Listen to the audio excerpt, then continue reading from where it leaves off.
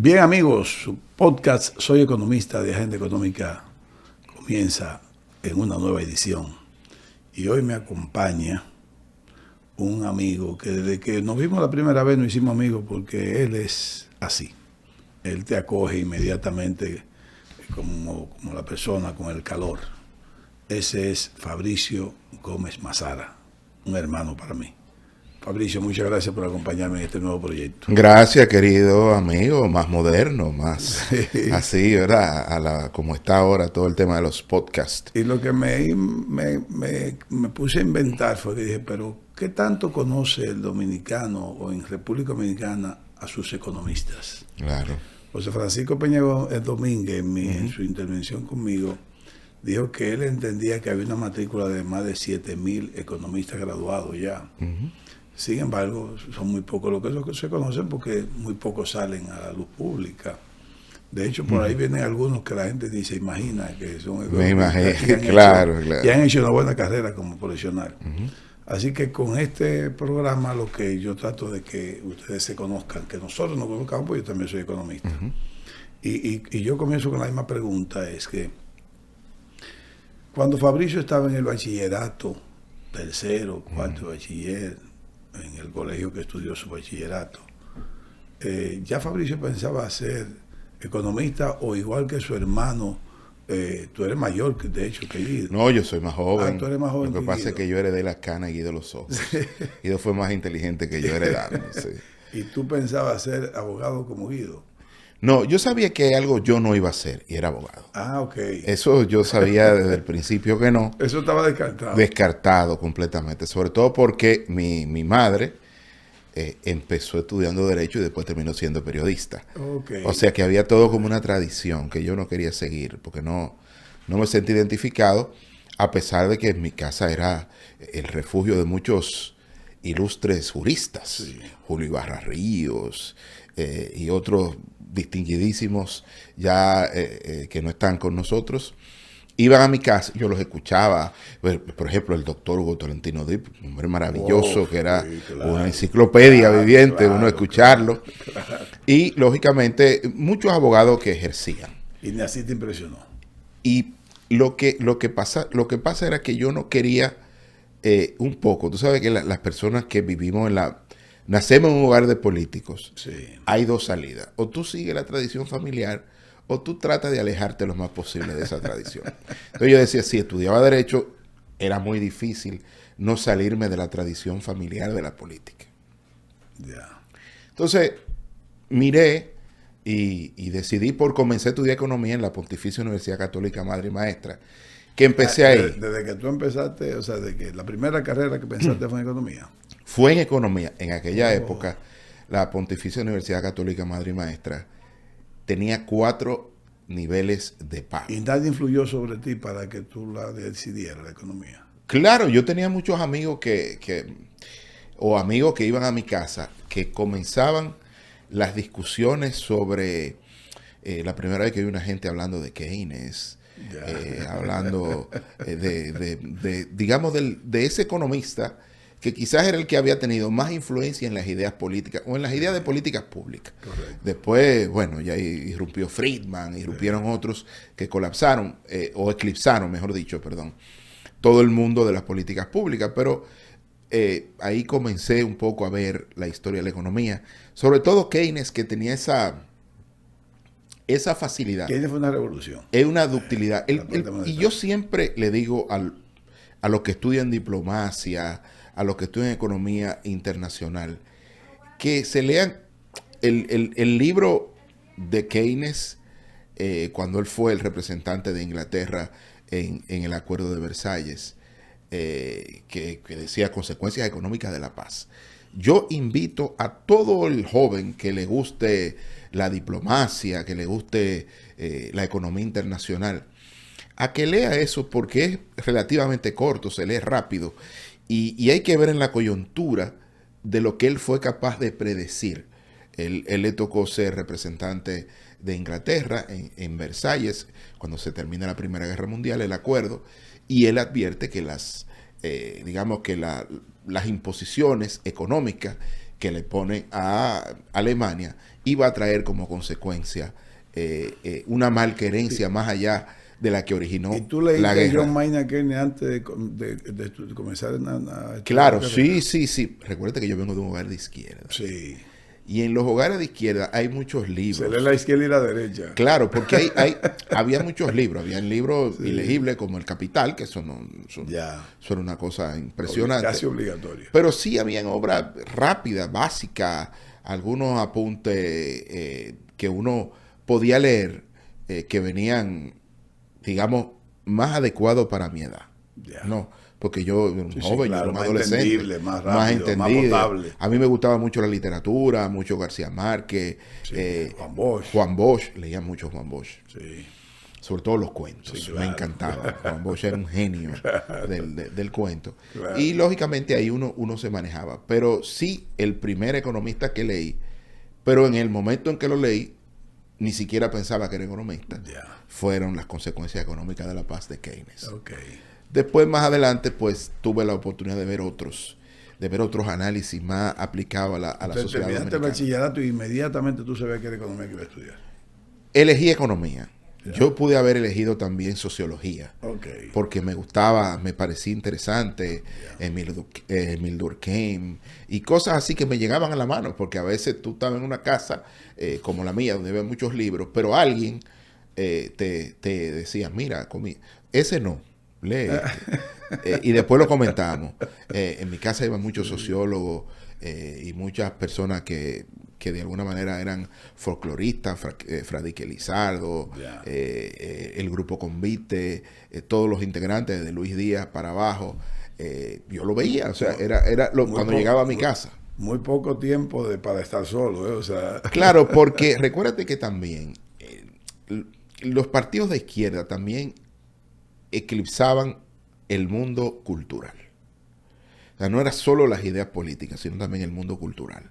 Yo estoy hablando de un grupo como Convite, que era un grupo emblemático. Sí. Y Luis Díaz, y después que fue el terror, después transporte urbano, estoy hablando de un tipo que la gente lo conoce porque hacía merengue. Pero era de verdad un sociólogo, una persona con unas ideas impresionantes que uno se sentaba a escucharlo. Después, lógicamente, por la cercanía de mi familia con el doctor Peña Gómez, tuve la oportunidad de conversar muchos aspectos, el privilegio. Sí, el privilegio. Mi segunda casa casi era la casa de la doctora Milagros Ortiz Bosch, por mi cercanía con su hijo Juan Basanta. Pero eso eran cosas que uno iba de visita a esas casas, cuando esos cónclaves, y uno decía, no se preocupe, usted quiere café, usted quiere un trago, yo se lo preparo. Pero era para tú estar cerca y escuchar hablar a aquellas lumbreras. Yo te estoy hablando de don Bernardo Vega, te estoy hablando de don Pedro Delgado Malagón, el ingeniero. Ven acá. Y esas eran unas peñas que uno tenía la suerte de refilón escuchar. No, pero tú has sido un privilegiado, ¿eh? No, en la vida, gracias a Dios. Y eso todavía, don Camilo Lluvere, cuando iban al mesón de Bari, que ellos se juntaban, y que eran... ¿Dónde tú vivías? Yo vivía, primero yo vivía en la Francisco J. Peinado con José Gabriel García, y después en la Estrelleta con José Gabriel García, frente a los dos parques que están frente ahí al obelisco Hembra, como decimos nosotros. Correcto. Entonces, con mi madre, con los amigos de mi madre, pues habían estas peñas que eran peñas culturales. Me recuerdo el programa de la Peña de Tres, que era Pedro Peix, que era el poeta Ayuso y Andrés L. Mateo. Andrés L. Mateo era una persona a quien todavía me une el lazo de cariño y de admiración, un filólogo de lux. Así es. Con un temperamento intelectual, un temperamento duro, pero complejo, bueno. Difícil, pero un hombre bueno, un hombre muy bueno. Sí, y lógicamente, ni hablar del actual embajador en España, el poeta Tony Raful, que es la gente que yo quiero mucho, a él y a sus hijos. Correcto. E hijas. No, pero tú has sido un privilegiado. Sí, porque eso, y yo trato de decirle a mi hija, a Sofía, de la importancia de la presencialidad, de que nada sustituye en este mundo de la virtualidad, nada sustituye una buena conversación, nada sustituye escuchar a alguien con experiencia. Pero ya no va a tener ese privilegio tuyo. No, porque en otra época. No se repite. No, que otra época. Y eso no se repite. Eso ya no se repite. Pero sí entro a la Pucamaima con 4 niveles de pago. Volvemos. Vamos a iniciar otra vez. Voy a la Pucamaima. Ahí habían 4 categorías de pago. ¿Cuántos años duraste en la carrera? ¿4 años justo? No. Hubo 4 categorías de pago. Yo estaba en la última. Después el monseñor... ¿Qué significa eso, 4 categorías de pago? Antes, en la universidad, tú tenías que someter en tu requerimiento para la inscripción todo el tema socioeconómico, es decir, tu hogar, tu padre, tu madre, cuánto ganaba tu madre, tus niveles salariales. Entonces, en función a eso, tú caías en una de esas categorías. Okay. Lógicamente, yo caí en la última, por razones obvias. Entonces, después se consolidó y la universidad la pusieron en 2 categorías.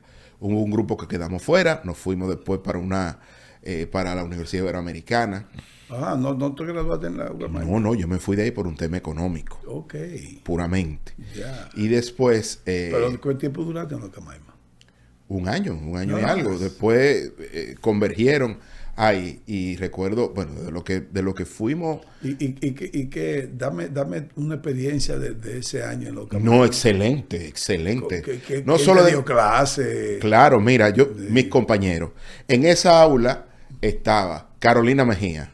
Excelente la alcaldesa. Excelente estudiante. Okay. Jochi Vicente, muy buen estudiante también. Joel Santos, Echavarría, sí, claro. buen estudiante. Sí. Y habían Carlitos, había un grupo de otras personas, Ronaldo Pichardo, que es más del sector privado, pero que estaba ahí. Entonces, ahí comenzamos, hicimos muy buenas amistades, las amistades que tú haces en la universidad, no las olvidas. Y después tuve yo para UNIBE. Empezamos, ahí me encontré yo con Christoph Saladín, que era uno de los que había emigrado y que estaba allí. Y terminé en administración, porque no había carrera de economía. Pero cuando me fui a Chile, me reencontré con mi vocación original. Ok. Hice una maestría. Entonces tú terminaste licenciatura en administración aquí. En administración aquí en UNIBE. En UNIBE. Al final, ya...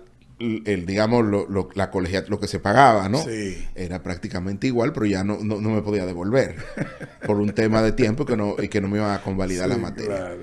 Después me voy a Chile.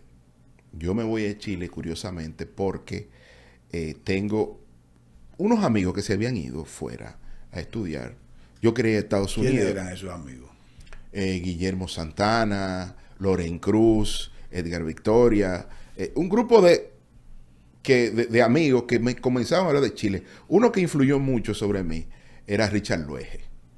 Sí, claro. Richard Luege. Y esos amigos que venían primero del Banco Central. Funcionarios del Banco Popular. Y después, primero Banco Central. Sí. Fueron a Chile y después al Banco Popular. Sí. Está casado con Teresita, una gran amiga que nos conocimos en la universidad, en la Pucamaima. Y tenemos una gran ha sido visitante de Agenda Económica. Exactamente. Cuando era... presidente de ANGE. Exacto, y ahora actualmente es VP del Banco Popular. Sí, claro, VP.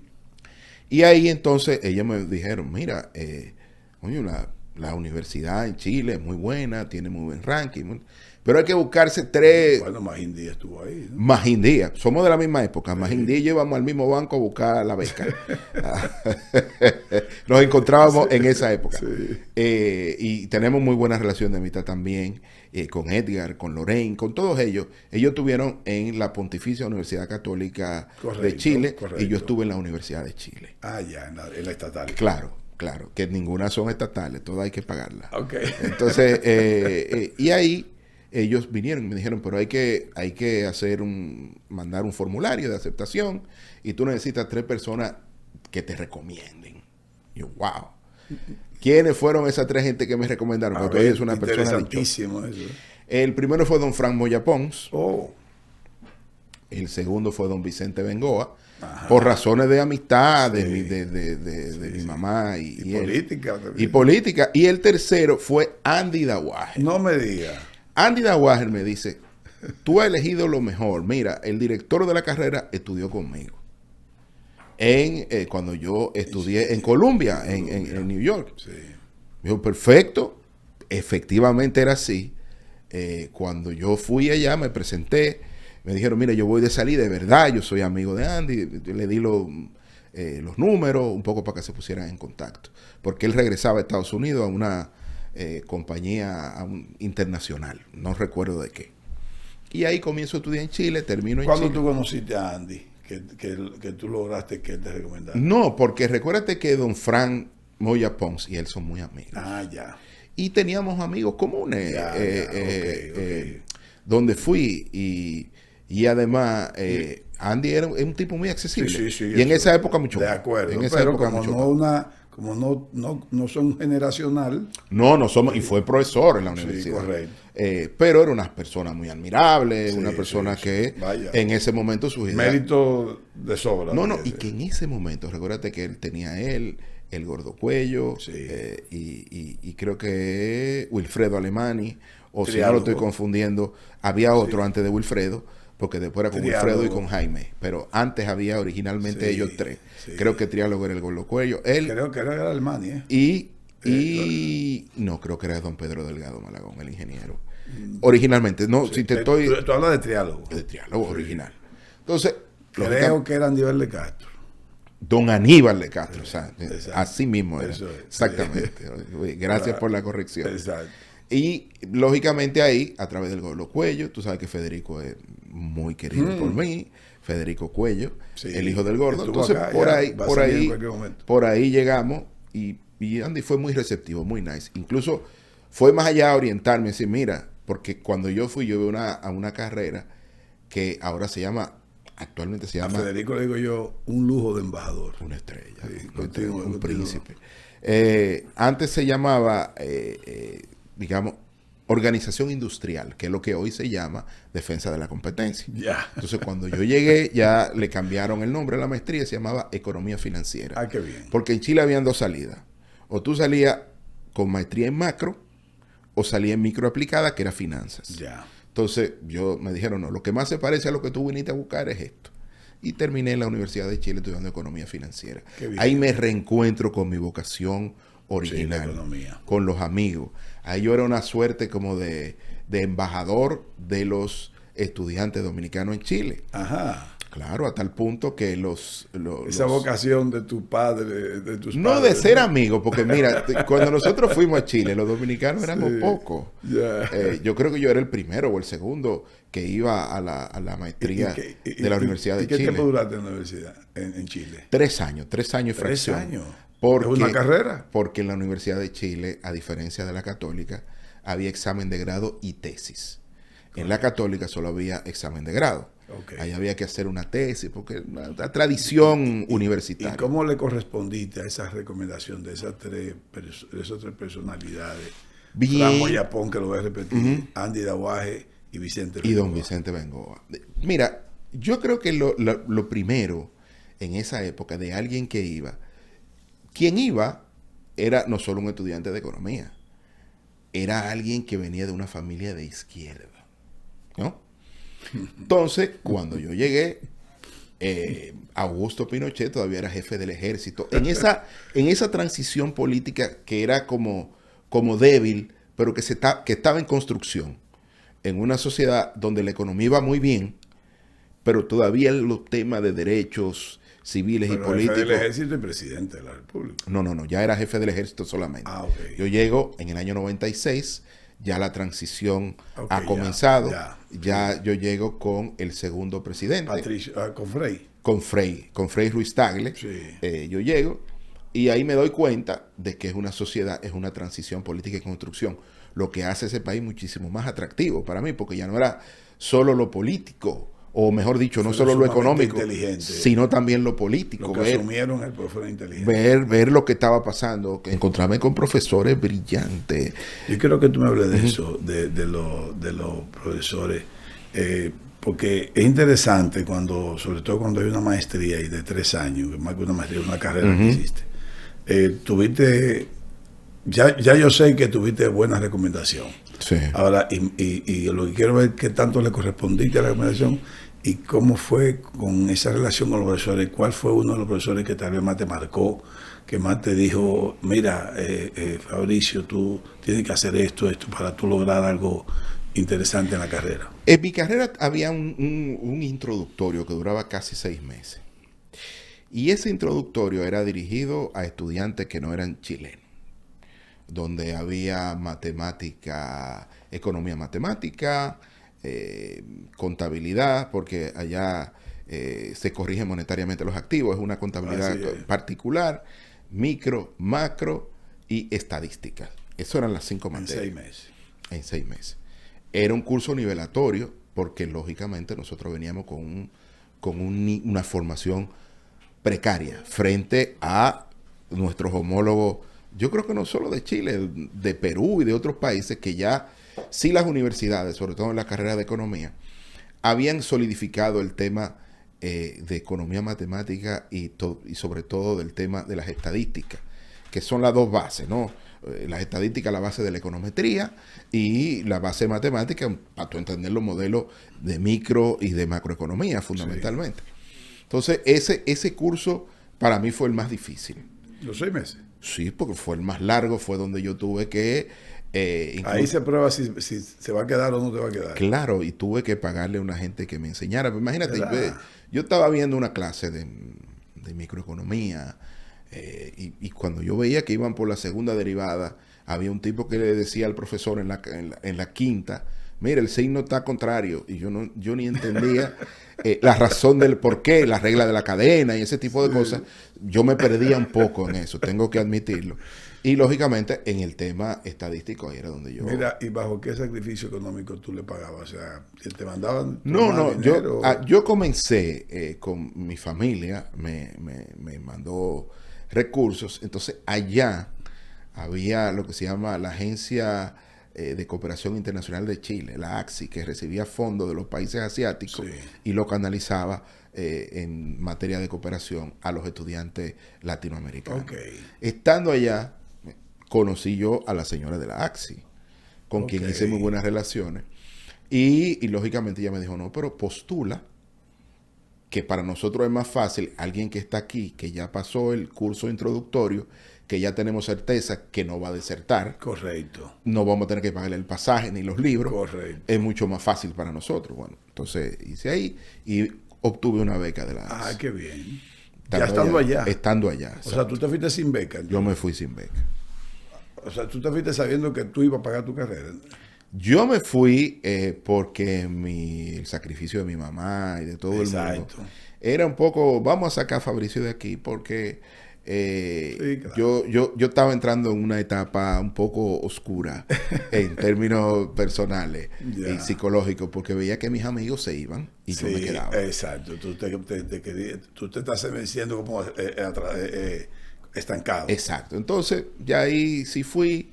Y fue una gran experiencia para mí. Más con su sacrificio. Dijo, no, vamos claro, y después que le dije, mira, ya me gané la beca, ya, bueno, toda la felicidad. Feliz, y ahí entonces, cada cierto tiempo mi familia me mandaba, pero ya no con ese apuro. No con esa apuro, necesidad. No con ese apuro, era una beca muy buena en esa época. $1,200 mensuales.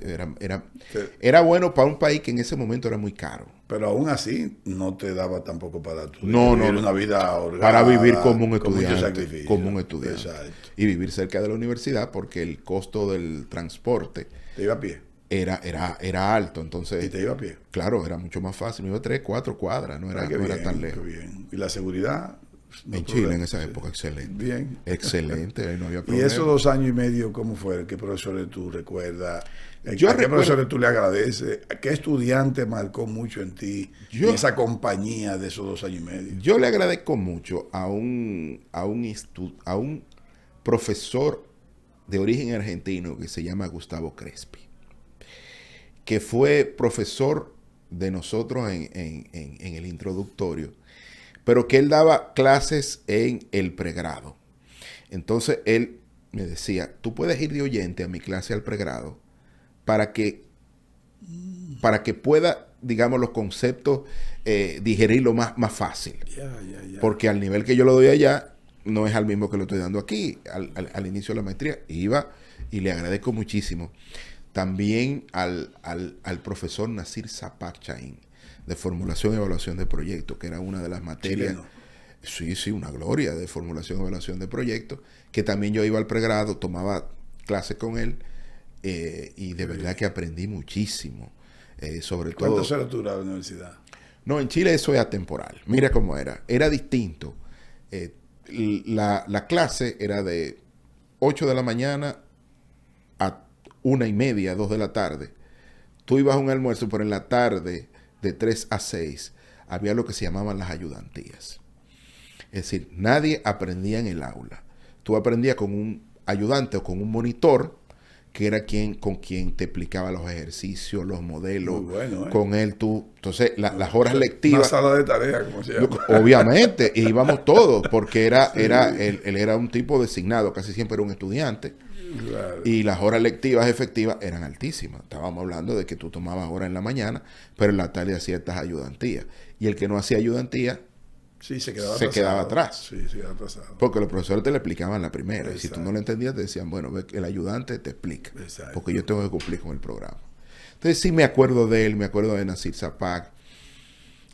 También me recuerdo de Maqueira, que era un tremendo profesor de finanzas. Y era una persona bastante particular, porque era un tipo que tenía un humor medio enredado. Entonces tú no sabías si él te estaba hablando en serio o no. También tuve a Rafael Berguán, que es un profesor. ¿Te equivocaste varias veces con él entonces? Muchísimo.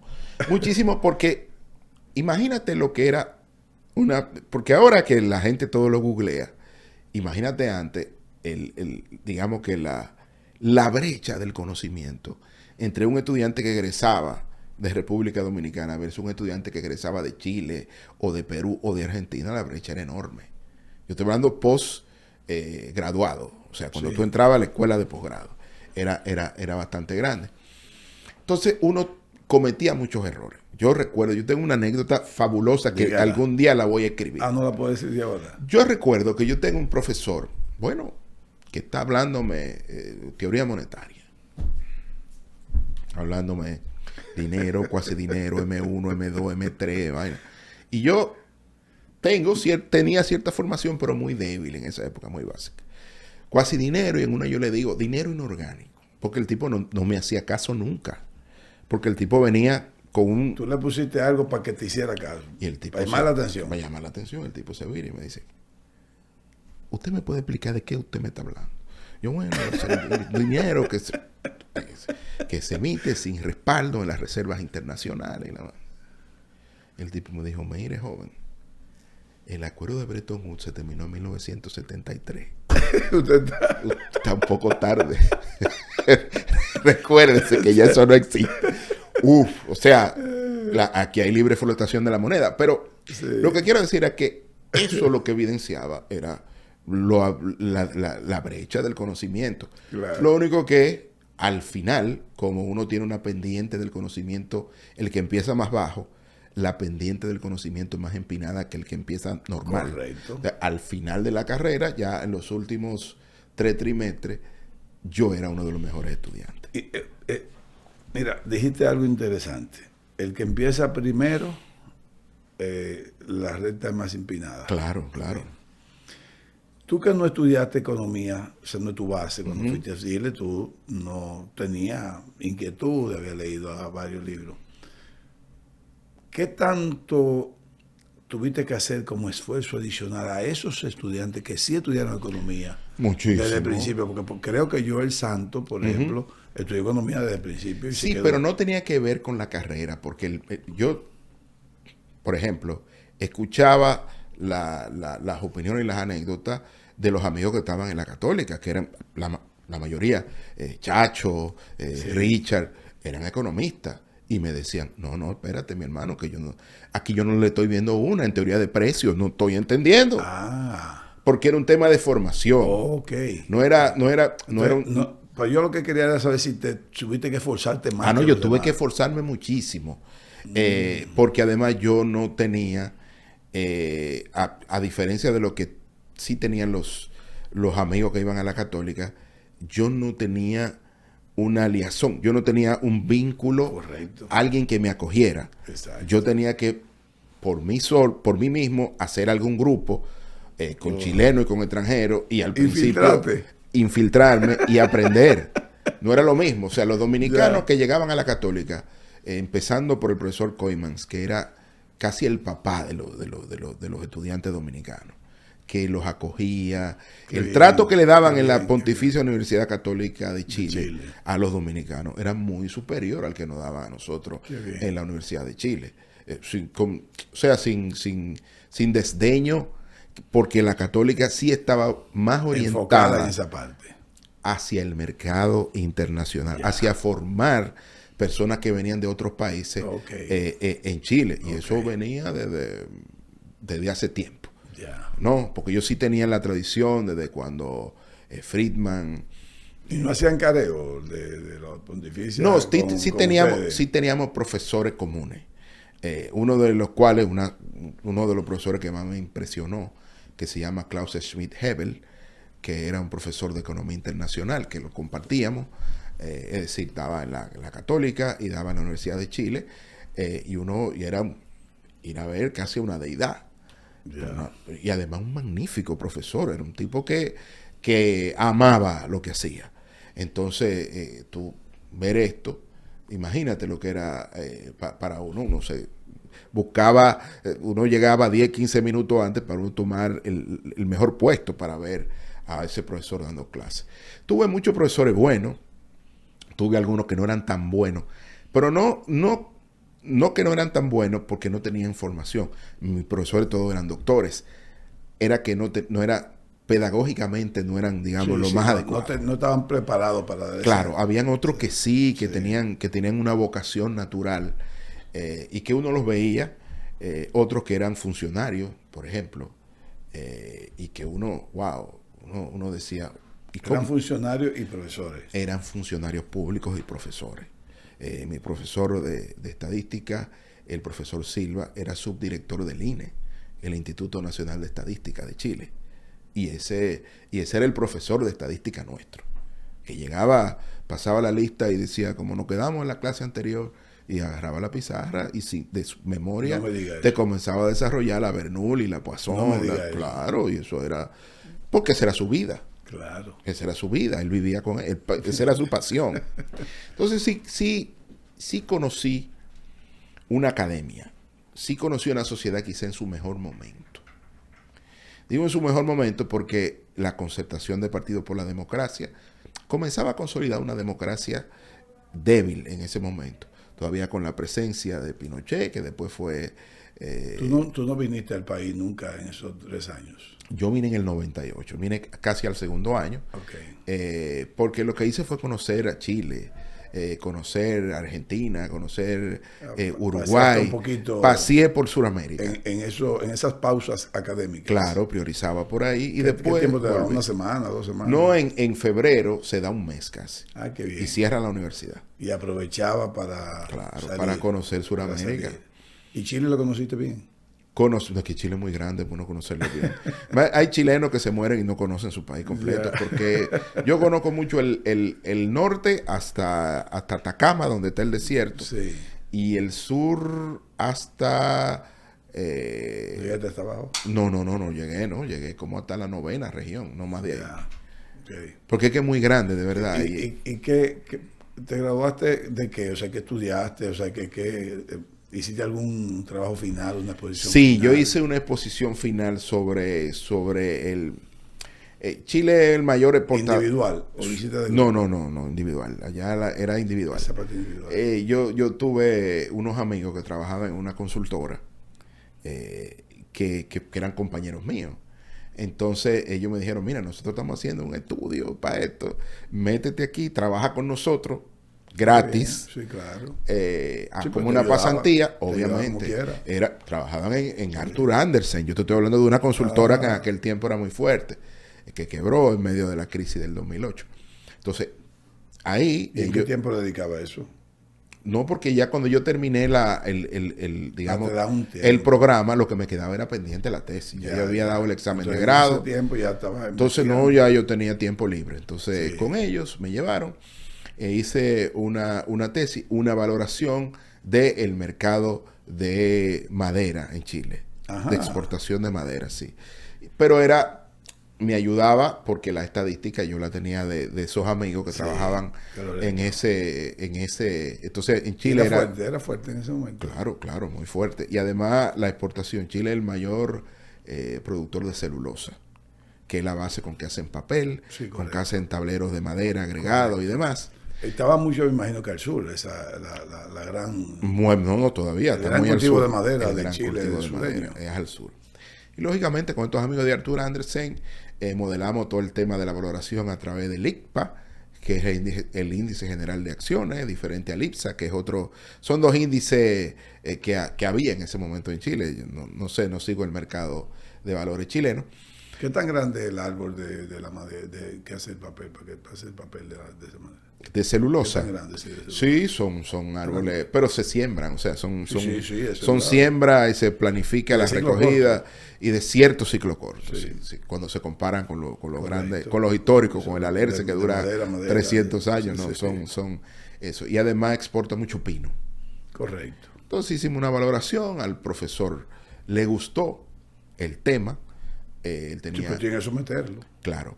Aprobación. El profesor Carlos Maqueira, que era mi pero tú nada más llevaste un trabajo de estadística o hiciste algún aporte de No, la valoración del sector. O sea, cuánto valía en valor de mercado el mercado que producía y obviamente me dio un valor bastante cercano al que otras personas habían hecho en otros sectores. Aparte de Brasil, ¿qué otro país de América del Sur es tan maderero?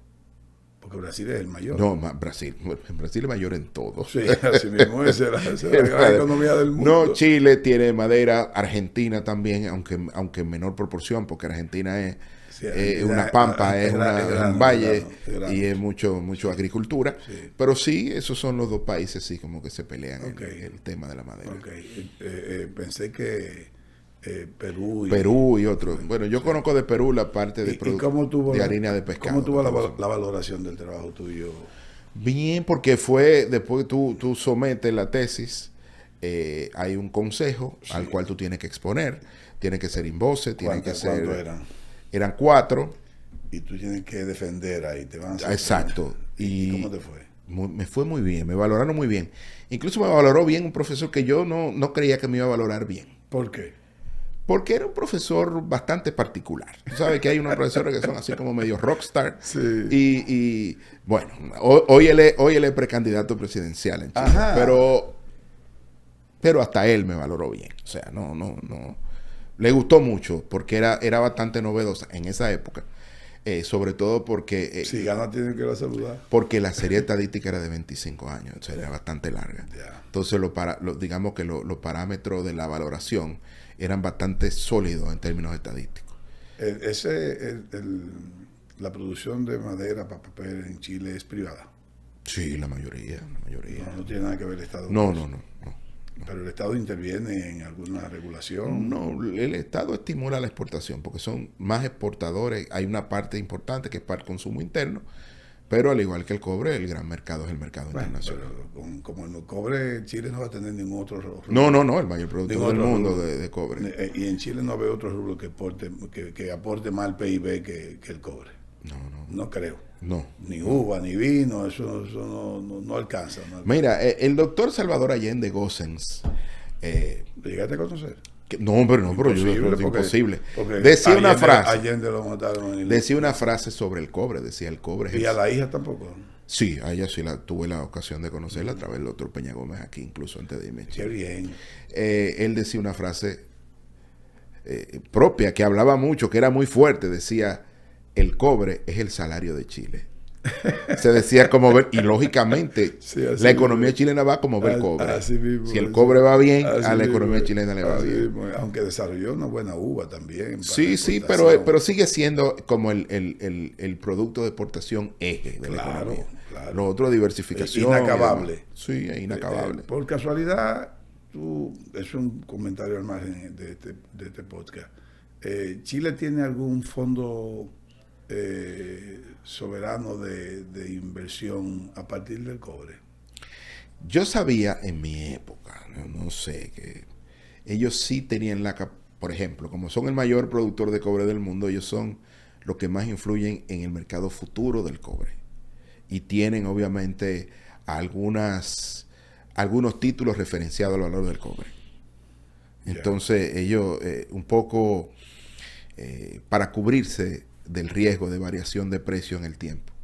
Opciones, o sea, son opciones call y put que ellos ponen en función de eso, referenciado al valor del cobre, un poco para cubrirse de cualquier eventualidad.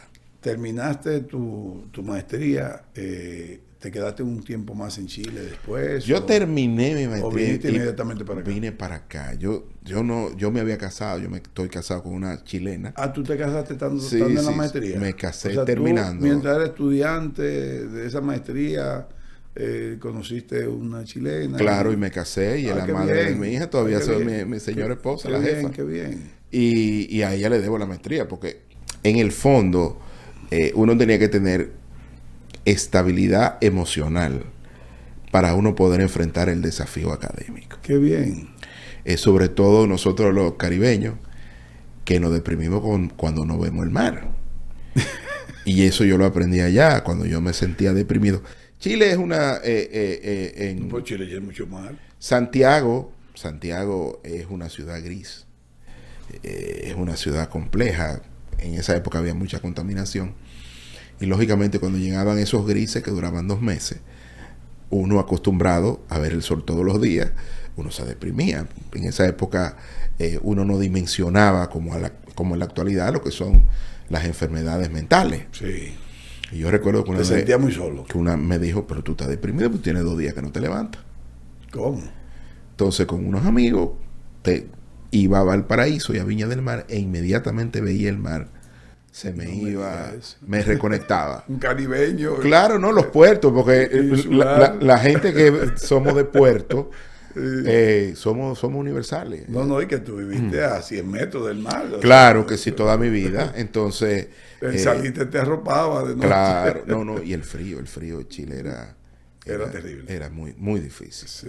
Ya no, ya está bastante moderno. Entonces, ¿tú te casaste antes de terminar la carrera o inmediatamente te quedaste ya en el periodo? Yo me casé terminando la carrera. Que solo me quedaba, creo que la tesis. ¿Y qué tiempo tú la habías conocido antes? Como 2 años antes. Ah, pero tú, desde que llegaste. Bueno, en poco tiempo, porque yo tenía que, ¿cómo te digo? ¿Y dónde coincidiste en la universidad con ella? Sí, la conocí por algunos amigos, porque curiosamente compartiendo. Ella era del área de la salud, no era economista ni nada de eso. Okay. Y era egresada de la Católica, no era de la Chile.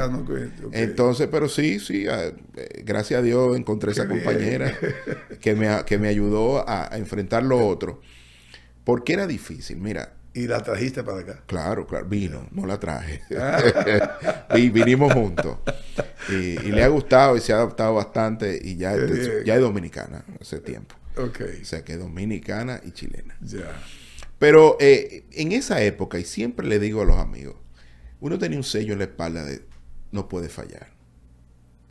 Entonces, ¿Qué peso? Entonces, volver sin el título era la derrota. Claro. Entonces tú tenías que armar tus muebles emocionales bien para entonces poder meter los muebles académicos. ¿Y tu mamá fue a la boda? Claro, mi mamá fue a la boda. Qué bien. Y estuvo allá, y mi hermano me fue a visitar, y mi también. tía, sí. Lo que pasa era que en esa época Chile era como más lejos que todo. Había un teacher que decía Chile, as far as you can go. Entonces, claro, porque después de ahí está el polo sur, tú me entiendes, los pingüinos y todo eso. Pero sí es algo que yo guardo.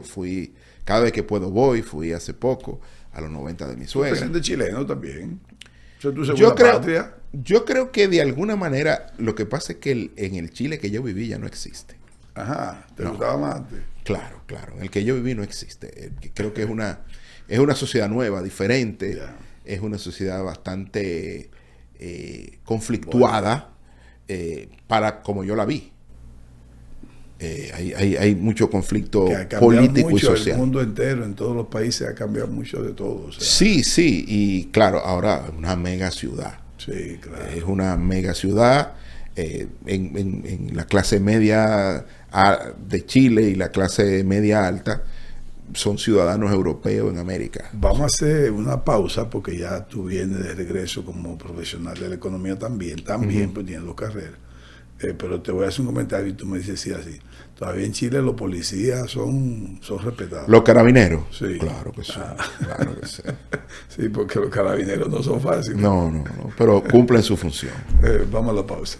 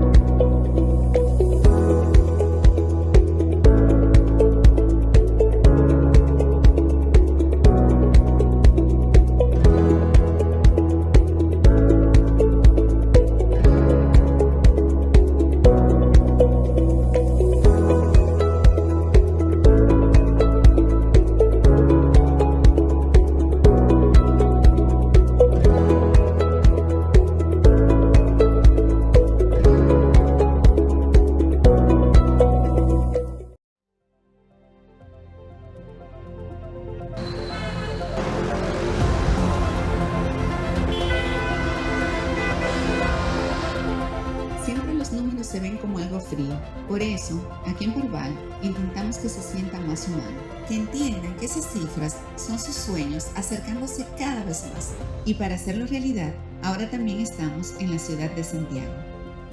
Siempre hemos tenido en nuestra planificación estratégica de expansión ir a la región norte. Nuestra familia oriunda de San Francisco de Macorís, nuestro padre desarrollado en las mejores causas de la región y nuestra madre también es oriunda de Santiago, nos hace tener un amor especial a la región norte y por esto nos sentimos ibaeños. Es una ciudad que abraza, por eso le dicen la ciudad corazón. Los santiagueros son personas de mucha energía, de mucha avanzada, gente de desarrollo y de crecimiento económico. Y eso para Parval, para las operaciones financieras, es el mejor ambiente, es un campo fértil. Dentro de los factores más relevantes que nosotros evaluamos es el personal. Nuestras expectativas fueron superadas con creces. Santiago puede esperar lo mejor del talento de Parval, las mejores soluciones financieras. En Parval nos diferenciamos por eso. Más que vender un producto financiero, ese apoyo y esa asesoría personalizada. Formamos parte de lo que son los objetivos de nuestros clientes. Hoy completamos un gran sueño de hoy aperturar esta sucursal aquí en la ciudad corazón.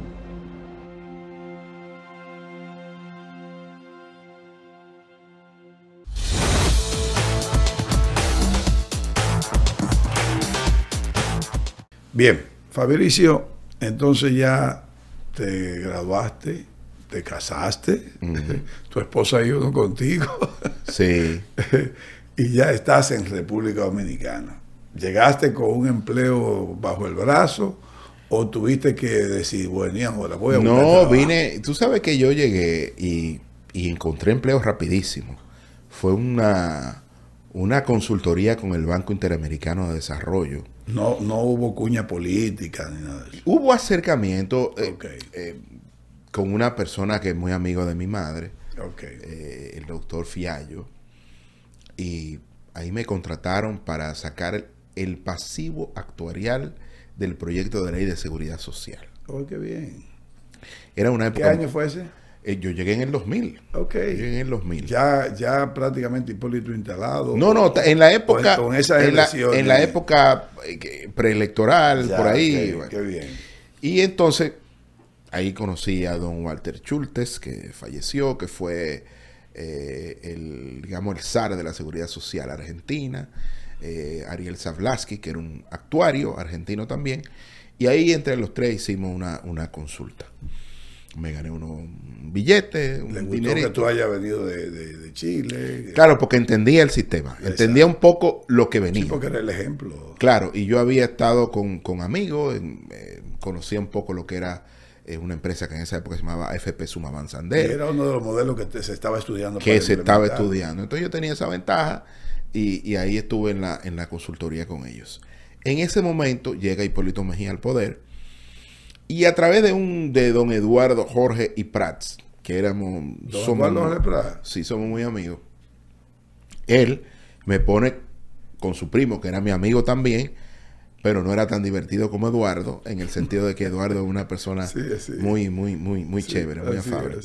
Me dice, mira, yo quiero que tú recibas a Fabricio porque tú andas buscando una gente y Fabricio tiene el perfil por esto. Bueno, voy a verlo. En esa época era mi amigo, coño, ido a destiempo, Orlando Jorge Mera. Ay, qué bien. Me entrevista, está en Indotel, me dice, mira Fabricio, ¿cuándo tú puedes venir a trabajar conmigo?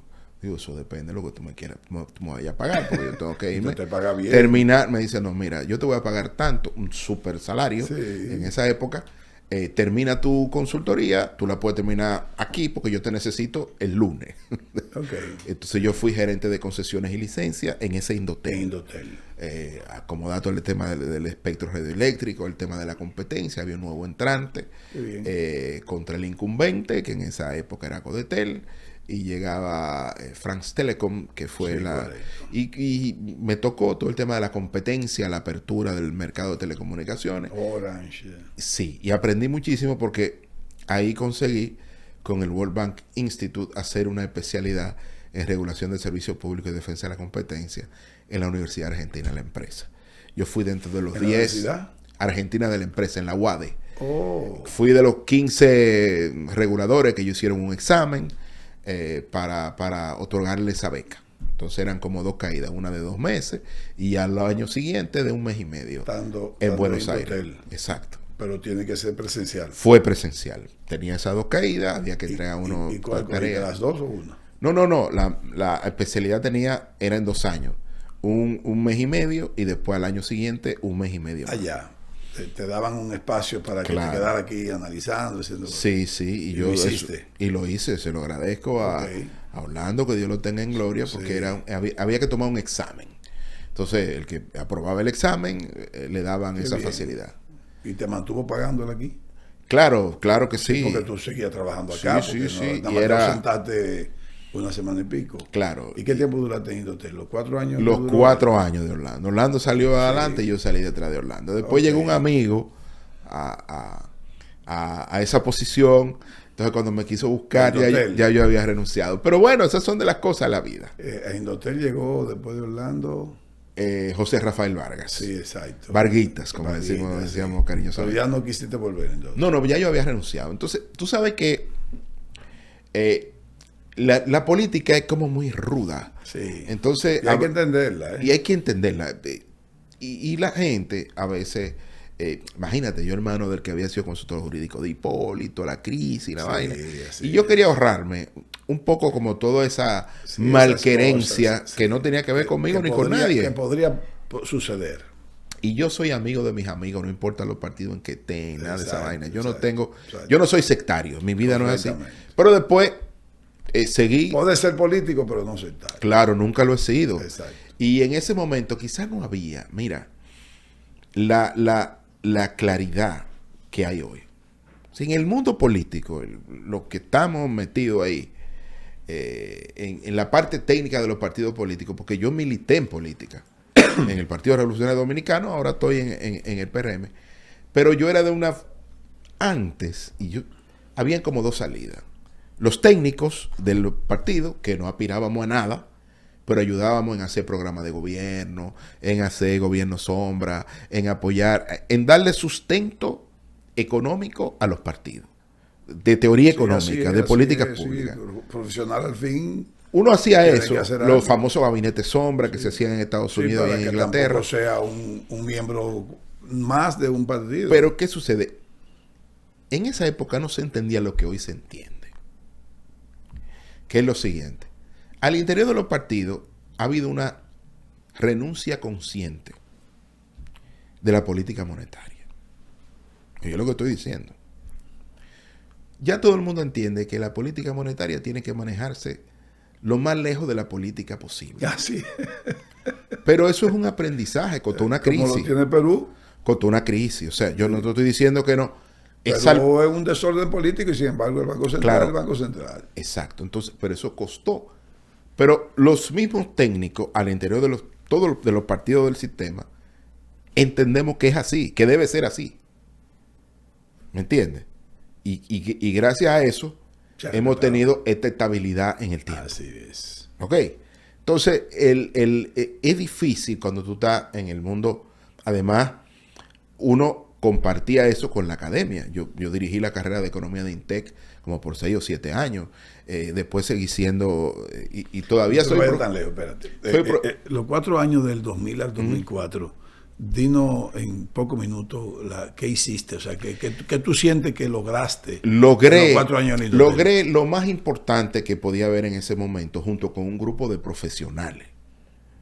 Buenísimo. Luis Checker, Edgar Victoria. Nosotros tenemos un equipo en Indotel buenísimo. Y con también asesores internacionales.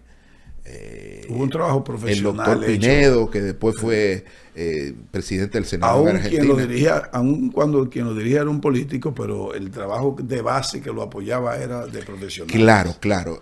Nosotros teníamos la suerte de que Orlando era una persona que respetaba mucho la parte técnica. Orlando era un especialista en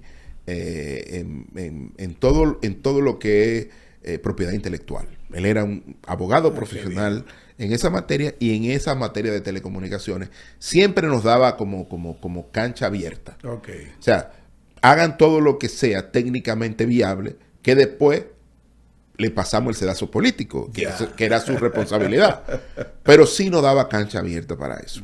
Entonces, ¿qué fue la cosa más importante que hicimos? Yo creo que la apertura de la competencia en este país, de que bajaran los precios del minuto, de que la gente pudiera activar sus móviles, de la penetración móvil en este país, fue gracias a eso, 2000-2004, porque la competencia entró.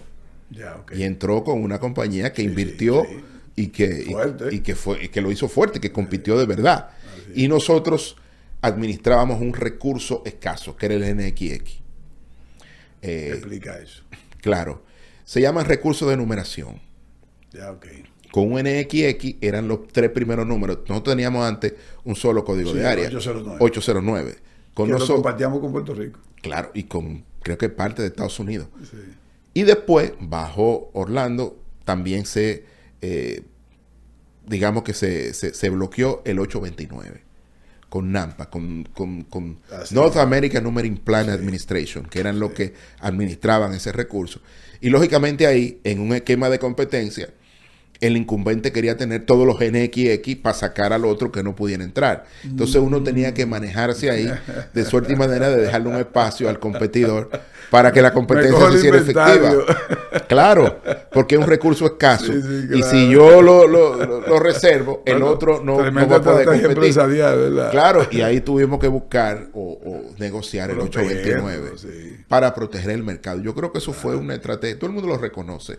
Fue el gran regulador de telecomunicaciones. Y sin que se vea esa compañía que ya estaba establecida con más de 60 años, que tampoco es que te queremos fuñir, ni quebrar, mucho menos, sino que hay que abrir.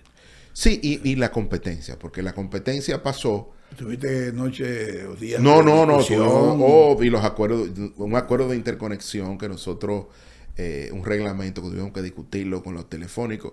Lógicamente, éramos jóvenes muy entusiasmados, claro. Pero lógicamente nuestras decisiones le costaban millones de dólares a las empresas. Correcto. Entonces, ahí había que hacer algún enfrentamiento. Correcto. Pero nosotros sabemos que el nivel técnico lo manejábamos nosotros. Qué bien. Pero había un sedazo político que era el que decidía. Al final, como en todo, porque es un Estado. Como debe ser, es su responsabilidad. Claro, nosotros nuestra responsabilidad la cubríamos. Sí, ustedes son técnicos. Claro. Y pasaste entonces ya en 2004, renunciaste porque cambió de gobierno.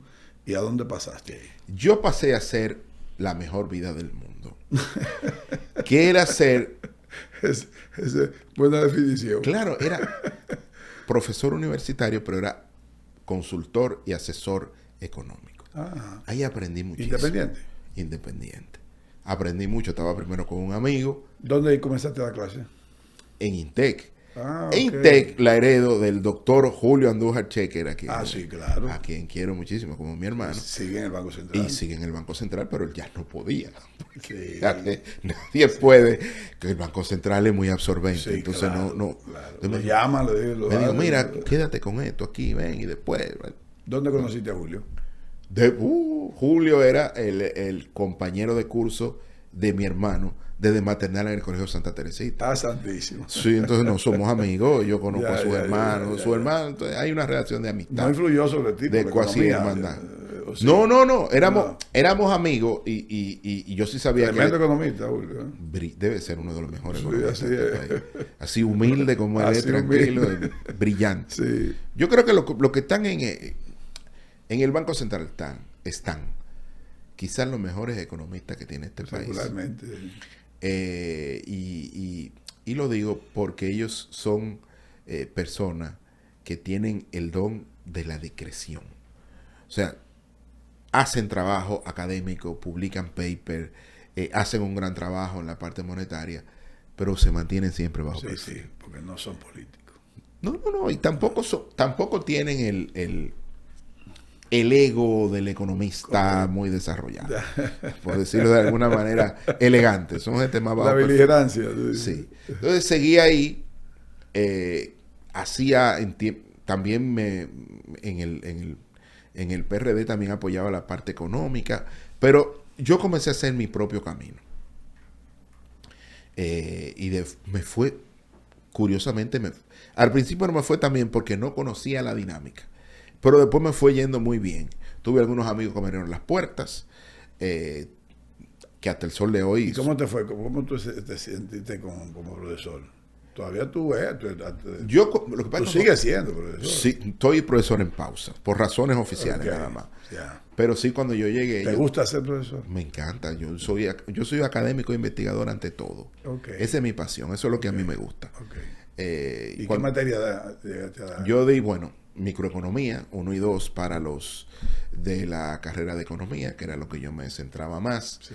En algún momento di modelo matemático en economía. Okay. Aunque esa en INTEC, yo tuve el honor de traer a INTEC, a su alma mater, al doctor Jaime Aristi Escuder. Okay. Y él es que da modelo matemático en economía. Bueno, y si hay un economista que sabe matemáticas en este país, ese es uno. No, y que lo disfruta. Jaime Aristi Escuder. Mira. Él es doctor en eso. Jaime nadador. Jaime es un monje de la economía. Sí, nosotros le decimos así. No, y él tiene una cátedra, no sé si todavía la está dando en Barna de matemáticas para economistas. Pero o para profesional. Él ama eso, o sea, él es un tipo que sale de nadar a las 6 de la mañana y va los sábados a dar clase y cuando se pasa le brinda pizza a los estudiantes. O sea, él transmite ahí, él vive eso. Sí. Y lógicamente también di una vez un seminario de economía dominicana, lo dimos junto con Julio Andújar, en Flaxo y en Intec. Pero fundamentalmente era ¿Qué tiempo duraste entonces? Del 4 a siendo consultor y dando solamente clases. Hasta el 2008, 2009. No, hasta los otros días. Pero hasta los otros días. Duré mucho. O sea, y tuve que cerrar por decirlo así, mi oficina más virtual últimamente que real. Sí.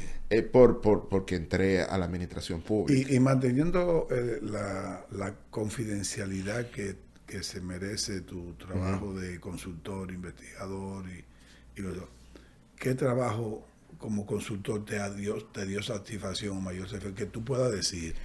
Claro, a mí me dio mucha satisfacción volver. En el 2003-2004 yo fui parte del equipo de negociador del DERECAFTA. Okay. En aumento de la capacidad comercial. Entré en Capacity Building con el doctor Jesús de los Santos, que era un especialista en mercados agrícolas. ¿Con Hugo Rivera? Con Hugo Rivera, que era como nuestro coordinador frente a doña Sonia. Sí. Y Andrés Van der Hoor, que también estaba ahí en todo el tema de competitividad. Y un grupo buenísimo de gente. Orlando estaba en propiedad intelectual, estaba el Cachecker. Había una playa de personas. Y una satisfacción que me dio fue que una vez salí del gobierno, alguien me contrató para un tema que tenía que ver con importación de un bien y a trabajar fuera con la ley de compras y contrataciones. Pero yo no lo hice desde el Estado, yo lo hice desde el interés de un privado que entendía que la garantía para él entrar en este país de un inversionista, de una compañía, era que se aprobara la ley de compras y contrataciones, porque eso le daba la seguridad jurídica, cierta seguridad jurídica a todo el tema de venta y adquisiciones públicas. De compra pública, que es un resultado del acuerdo del DERE-CAFTA. Sí, la compra pública, porque están ahí, es uno de los capítulos del acuerdo. La gente cree que nada más es compra y venta. Y el Estado se comprometió a cumplir con eso. ¿Te dio mucha satisfacción? Sí, me dio mucha satisfacción. También a una institución muy amada por usted y por mí, que no puedo decir, que también acompañé, escuché mucho, y en otras instituciones del Estado, que lo puedo decir, que he estado junto con, por ejemplo, en la DGI, fui asesor externo, donde tuve que ser todavía, ¿verdad? Mucha confidencialidad, obviamente, pero yo era más asesor de los equipos vinculados a los directores y a la parte de estudio económico, pero no entraba mucho en el detalle. Entraba más en cómo mejorar digamos, las recaudaciones, no en persona o en empresa. ¿Qué mensaje tú le has transmitido que sea como más común o si se quiere como que te identifique más a ti y a tus estudiantes? Yo creo que a mis estudiantes yo siempre le he dicho el gran compromiso que tiene todo aquel que tiene acceso a educación superior con su país. Quizá en esta generación no lo note tanto, pero uno tenía un compromiso con volver a su país. Es decir, los economistas académicos de mi generación, que nos llevamos tan bien la mayoría, ¿por qué? Porque somos pocos y porque tenemos un compromiso no escrito de que la mayoría de nosotros fuimos a las academias para que las nuevas generaciones no pasaran el trabajo que pasamos nosotros estudiando fuera. Y ese fue el convencimiento.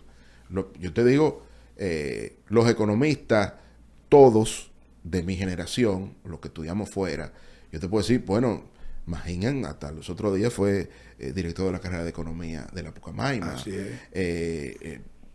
Todos los que no han sido profesores han estado en labores académicas, digamos, administrativas.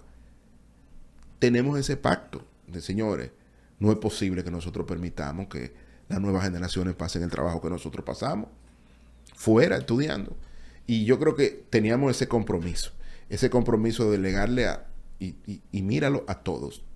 Cualquier nombre que te venga a la cabeza ha impartido alguna materia en la universidad. Y todos sabemos que en las universidades dominicanas uno da clases por vocación, porque si es por dinero no darías clases nunca, porque eso no compensa ni siquiera el combustible que le echas al vehículo, eso es pura vocación. Así es. Entonces yo creo que, como yo siempre le digo a las nuevas generaciones, miren, va a llegar un momento en que la antorcha nosotros se la vamos a pasar a ustedes. Hoy, con muchísimo, el director de la carrera de Economía del INTEC, Richard Medina, fue uno de mis mejores estudiantes. Entonces, de verdad, muy orgulloso de él. Sí. Un tremendo economista y que además hoy tiene la antorcha, que se la va a pasar a otros que vengan detrás. Sí. Porque esto es un oficio en el cual vamos a tener que tener mucha paciencia y sobre todo vamos a tener que acompañar. Yo sé que ahora en este mundo de la fake news y de la posverdad, como se dice, la posverdad tiene dos características fundamentales. Primero, que la popularidad se valora más que la trayectoria. Entonces uno tiene que tener cuidado con eso. Y segundo, estamos frente a la irrupción de muchos especialistas en temas que no pueden documentar conocimiento alguno sobre lo que opinan. Sí. Entonces, uno tiene que dar un paso atrás y decir, mira, lo mío es la academia, lo mío es la investigación, yo prefiero estar en las aulas y no tanto en las redes, en los medios de comunicación y demás, para no ser lesionado en términos de tu trayectoria profesional. Y yo creo que hoy los estudiantes se les es mucho más difícil. Porque antes uno tenía el problema de encontrar la información. Ahora, cuando la encontraba, era la información adecuada y correcta. Ahora hay una lluvia de información y los jóvenes pierden mucho tiempo discriminando cuál es relevante y cuál no. Porque cuando tú haces Google, a menos que sea un Google académico. O ChatGPT. Bueno, tú tienes muchas cosas, pero no te permite conceptualizar y abundar sobre los temas. Una de las cosas que yo le digo... A mí lo que me preocupa es el pensamiento crítico. El pensamiento crítico. Que eso no lo sustituye nada. No, señor. No hay tecnología. Eso no hay tecnología y se necesita. Pero sobre todo, no desfallecer. Mira, vivimos en un mundo complicado. Decía Byung-Chul Han, que es un filósofo que yo sigo, porque me parece que es el mejor cronista de la cuarta revolución industrial. Decía, vivimos en un mundo narcisista, pornográfico, donde el individuo se ahoga en su propio ego. Y cuando, digamos, cuando se cosifica al sujeto, se termina matando el eros, que es como el motor de disfrutar la vida, que te permite, que te impulsa, que te inspira a seguir adelante. Yo creo que es muy difícil para las nuevas generaciones que están todos los días pegados a estos aparaticos, donde hay gente que está más pendiente de criticar y llevar la vida de otro que de vivir su propia vida. Es muy difícil construir una sociedad, digamos, más cohesionada, porque lo que se ve en las redes es armarte. O sea, el que entra a X o a otro es como el que entra a un sitio donde hay granadas, donde hay escopetas y donde hay bazooka, donde tú te armas para acabar al otro, te artillas para eso. No es un espacio de intercambio intelectual o de intercambio de ideas donde uno tiene que ser tolerante. Bueno, Fabricio, ¿qué puedes decir tú como el director, el puesto de director ejecutivo? Director general. Director general de Promipyme. Bueno, que eso es un reto profesional que yo no sabía que era tan difícil en microcrédito. Porque a diferencia de la banca tradicional, en el microcrédito hay que ofrecer, además de servicios financieros, servicios no financieros. Estamos hablando de educación financiera. Desde 5,000 pesos hasta... En adelante.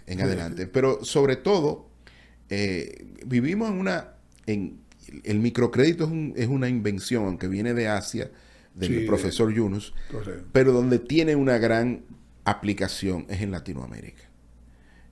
Porque la mirada de Yunus es una mirada más asiática y oriental. La mirada de Latinoamérica es una mirada más occidental, donde tú no puedes estigmatizar a tus clientes. O sea, donde yo estoy no es un banco de pobres, es un banco de microempresarios y emprendedores. Porque el emprendedor ni el microempresario es pobre. Empieza arriesgando un capital relativamente pequeño, pero su límite es el cielo, porque los actuales líderes empresariales de nuestro país, que nos llenan de orgullo, muchos de ellos empezaron siendo ¿Cuántos clientes tiene activo? Actualmente entre 68.500, 69.000. No me digas eso. Sí. Activos reales, porque nosotros cortamos. ¿Qué porcentaje tiene créditos que no llegan a 15,000 pesos? No, el promedio ya está en 150,000 pesos, producto del COVID y de la invasión rusa a Ucrania y el vendaval inflacionario, ¿no? Ya eso subió bastante, pero cerca del 80% de nuestros clientes tienen créditos menores a 500,000 pesos.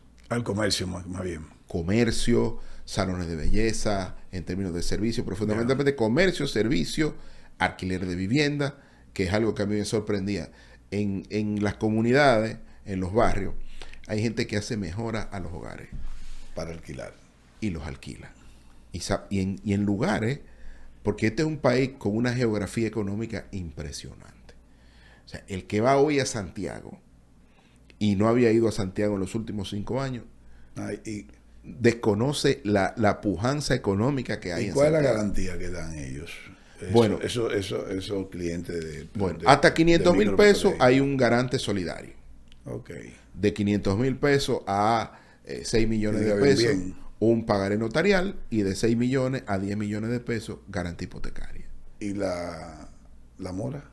La mora. Mira, nosotros llegamos, la mora se mide en microcrédito como la cartera en riesgo mayor a 30 días, como porcentaje de la cartera total. Cuando nosotros llegamos estaba en 16.8. ¿Alta? Nosotros la tenemos ahora en torno a un 8%. Lo hicimos inclinando la cartera. dándole más crédito a mujeres. ¿Cuándo se condona una deuda? ¿Cómo cuando se condona una deuda? Sí, ¿muerte condona? O sea, la muerte... No, nosotros tenemos ahora, que no había, la inauguramos nosotros, un seguro de cartera. Ah, ya. Y ese seguro de cartera nos cubre hasta un porcentaje del remanente cuando una persona fallece. No había seguro. No había seguro de cartera. Pusimos un seguro de cartera. Ahí te iba a decir que qué cosas nuevas tú has implementado. Implementamos, bueno. Que cuando Fabricio ya no esté ahí, ¿qué dejó Fabricio? Dejamos lo siguiente. 3 ejes fundamentales. El primero, la comunicación. Cuando yo llegué a ProMIPYME, designado por el presidente Luis Abinader, a quien le agradezco el reto, como INTEC, acepta el reto, claro que sí. Le agradezco el reto que profesional. Se sepa que fue el reto. Claro, el reto. Y es bueno que te reten en el conocimiento y en tu habilidad administrativa. No, y en tu deseo.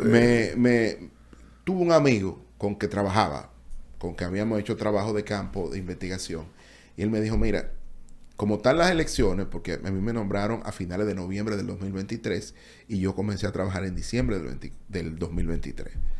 Las elecciones estaban ahí y él me dijo, mira, estamos haciendo encuestas. Yo te voy a regalar 3 preguntas para que tú veas la percepción de la gente de las cosas que te acaban de nombrar. Entonces, 3 preguntas era, ¿usted conoce ProMIPYME? Si la conoce, ¿a qué se dedica ProMIPYME? Y si tiene algún... si es cliente de ProMIPYME. Si no la conoce, se acabó el cuestionario. Claro, ahí se acabó. Sí. Bueno, la suerte o los resultados nos sorprendieron. 70% no sabía lo que era ProMIPYME. Ay, Dios mío. Y del 30% que decía que sí lo conocía, más de la mitad lo confundía con una institución de protección social. Creía que era el plan social de la presidencia o el programa Supérate. Ya. Y entonces eso hicimos 3 ejes con esa información, que le agradezco muchísimo a ese amigo. Hicimos 3 ejes: comunicación, tecnología, porque estábamos, digamos, muy atrás en todo el tema de fintech, todo el manejo tecnológico, y el tercero, infraestructura. Por el cierre de la pandemia, las oficinas se habían deteriorado mucho. Entonces había que reforzar, había que mejorar, porque ningún cliente tú lo atraes con una oficina deteriorada. Correcto. Entonces comenzamos a mejorar las oficinas y ya vamos como por 22, 23, entre nuevas y refraccionadas. Ok, o sea, están en representación en vamos ciudades. Claro, tenemos 113 sucursales. 113. Claro, 52. O sea, están en toda la provincia. Claro, 52 de las cuales están al interior del Banco de Reservas. Porque ProMIPYME tiene... Sí, claro, interesante. Tiene una particularidad. O sea, un escritorio, por decirlo así. Sí, una oficinita, un escritorio con dos personas. Que no son empleados del banco. Que no son empleados de ProMIPYME. Porque ProMIPYME tiene la siguiente característica. A pesar de que ofrece servicios financieros, en la estructura organizacional del Estado Dominicano, ProMIPYME está en el sector público no financiero. Entonces, cuando nosotros captamos a un cliente... Porque pertenece a Industria y Comercio. Está adscrita al Ministerio de Industria y Comercio. Sí. Entonces, para nosotros, cuando captamos a un cliente, le creamos una cuenta en el Banco de Reservas, automáticamente. Porque es nuestro aliado mercadológico. ¿Tú estás de acuerdo en que siga perteneciendo a Industria y Comercio o mejor que pase a Banco Central, a Banco de Reserva? Yo creo que tiene que buscar una salida. O sea, hay 2 salidas naturales. La primera, o se convierte efectivamente en la institución de microcrédito al interior del Banco de Reserva, que ahora lo es, pero sin los beneficios para los empleados, ni con la capacidad de colocar crédito, porque para inyectar de recursos a ProMIPYME se reputaría deuda pública, porque está en el sector público no financiero. O capitalizarlo y que vaya al sector público financiero, que sea un Bandex. Como un Bandex, pero una institución de microcrédito. Claro. Y que compite en el ecosistema con las instituciones privadas de microcrédito. Claro. Esas son las 2 salidas, porque actualmente es muy complejo la gestión, es sumamente compleja, porque te aplica la ley de compra y contrataciones, Exacto. el MAP y muchísimas cosas que tú tienes que ralentizan la gestión. Y tú tienes... Tú ahí me imagino que estás aprovechando para ir sustentando esos bases de cambio. Lo estamos sustentando y estamos tirando muchos programas, pero sobre todo en esta fase. Sin crear un conflicto de... No, sin crear un conflicto de interés. No. Y aquí sí se puede, sí se debe hacer eso. Porque yo creo que cuando tú ves que el tejido productivo, de acuerdo a la publicación del Banco Central y del Ministerio de Industria, Comercio y MIPYME, el 6% del tejido productivo de MIPYME, que generan el 62% de los ocupados y el 33% del Producto Interno Bruto. Cualquier estrategia de desarrollo económico y de sostenibilidad de la economía dominicana tiene que tener como eje a la MIPYME. Entonces, lo lógico es que tú tengas esta institución, tú lo conviertas ya en el banco de las MIPYME oficialmente, o que lo lleves al Banco de Reserva como la institución de microcrédito, al interior del Banco de Reserva, que ya está funcionando en otras instituciones privadas. Hay esta división, porque a las instituciones de microcrédito no le aplica el reglamento de evaluación de activos, sino el reglamento de microcrédito, que emite también la Junta Monetaria. Fabricio, si tú no fueses funcionario público, yo te hiciera una pregunta de economía para la República Dominicana, pero mejor voy a preferir hacerte la pregunta: ¿qué mensaje tú le das a esos nuevos profesionales y a esos nuevos estudiantes que se inscribieron en la carrera de economía? ¿Qué le puedes decir tú como profesional, primero de administración de empresa, luego que te fuiste porque era tu vocación de economía, y todo lo que tú has hecho ya como profesional? Que eligieron una gran carrera, que eligieron para mí la carrera donde la gente puede ser más maleable, porque un economista tiene que ser una persona capaz de entender lo que pasa en cualquier mercado, modelarlo, entenderlo, ir al territorio, levantar información, y que eso va a servir para las decisiones de consumo e inversión, o suya como emprendedor o de la empresa en la que usted trabaja. Para mí es la carrera más completa que puede tener un cientista social. Y lo digo seriamente porque al final los mercados van a seguir ahí, pero hay que entender la psicología del consumidor, lo que hay detrás de las decisiones de consumo e inversión. Y yo creo que un economista tiene esa capacidad de tener una mirada, y si es economista mujer, mucho mejor, porque va a tener el sexto sentido femenino, ¿no? Pero de verdad, o es una gran elección. Todavía el mercado está solicitando economistas, muchos. Y yo creo que tiene un espacio en el mercado laboral bastante amplio todavía. Según lo que tú has desarrollado en este espacio de tiempo, yo te veo dando clases otra vez. Seguro que sí. Incluso yo estoy inventándome en ProMIPYME, ¿tú sabes? Porque todos somos académicos. Leonardo Peroso es académico, Siri Marchena, Tamara Vázquez, Jonathan Cabrera, todos somos académicos. Ahí coincidimos. Vamos a hacer como una charla magistral, un poco el microcrédito, en la historia del microcrédito y el desarrollo de República Dominicana. Un poco para que la gente vuelva a ver lo que hizo alguna vez Fondomicro, don Mario Dávalos y demás, respecto de la historia del microcrédito en República Dominicana, que es una historia hermosísima y que ya muchos de los actores no están con nosotros. Pero es bueno decirlo porque esto existe hace mucho tiempo. Aquí el microcrédito dominicano no comenzó con Yunus, comenzó mucho antes. Y comenzó con gente que no se conocía como tal. No se conocía como tal, con gente que era visionaria de lo que era este país. ¿Y tuve la posibilidad de crear una cátedra de microcrédito? Debiera estar en todas las carreras de economía de este país. ¿Verdad? Claro, porque al final entender el microcrédito es como entender la microeconomía aplicada. Como se llaman antes, binding constraints, las restricciones microeconómicas que llevan a un emprendedor, a un microempresario a montar un negocio. ¿Cuál es la lógica de que el tipo, teniendo acceso al 12, vaya donde un prestamista informal y lo coja al 40 o al 50? Bueno, hay algo que no es irracional que lo conduce a eso. A lo mejor es la celeridad de la entrega de los recursos. A lo mejor es porque el negocio lo tiene que hacer rápido y prefiere tener una tasa de retorno menor, pero segura, que esperar a que le den el crédito y que se pierda el negocio. Bueno, Fabricio, gracias por tu compañía en el podcast Soy Economista. Gracias. Ustedes nos pueden ver en Instagram, en Spotify y en YouTube. Y denle a la campanita, como dicen famosamente. Muchas gracias.